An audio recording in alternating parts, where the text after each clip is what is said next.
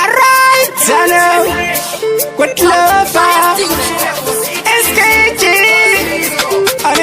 Ngomara manga makamira zvinoraipa. Fasting post ni zavanota vatamisa. Vanhu vanoda kukambira tabva vatsiura. Song yavo iya nhasi ndabva ndavadimbira. Iko kusebe kwacho ungati ndigodobori. Ngavatsvake basa kana kutengesa zvidhori. Utori hunhu hwavo ende ndizvo zvavatori. Kukurira mujecha kuita chamupirikori.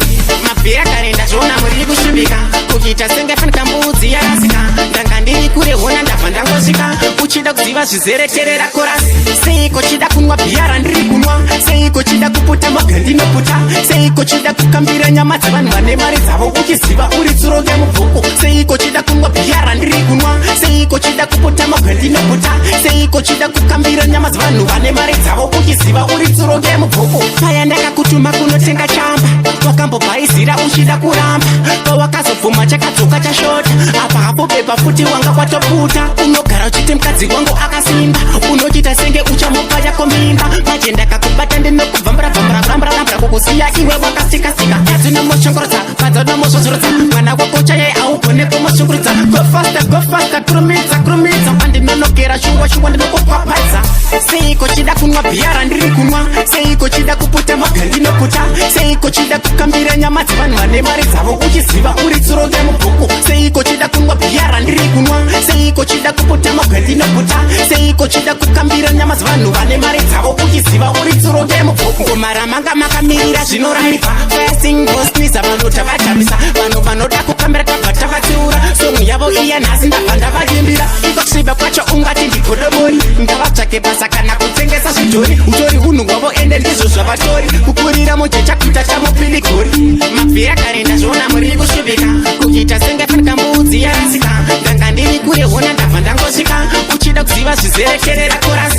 Seiko chida kunwa bhiya randiri kunwa. Seiko chida kuputa magandinoputa.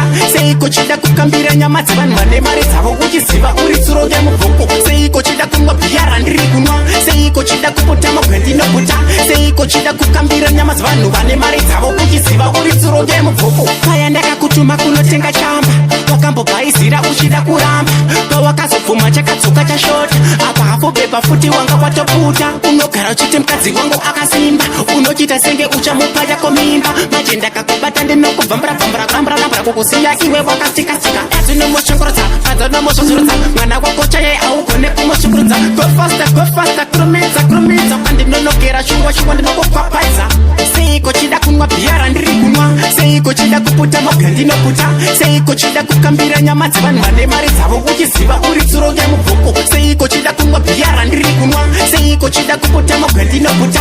Seiko chida kukambira nyama dzavanhu vane mari dzavo uchiziva uri tsuro remubvuku. Ngomara manga makamirira zvinoraipa. Fasting post ni zavanota vatamisa. Vanhu vanoda kukambira tabva tavatsiura. Song yavo iya nhasi ndabva ndavadimbira. Iko kusviba kwacho ungati ndigodobori. Ngavatsvake basa kana kutengesa zvidhori. Utori hunhu hwavo ende ndizvo zvavatori. Kukurira mujecha kuita chamupirikori.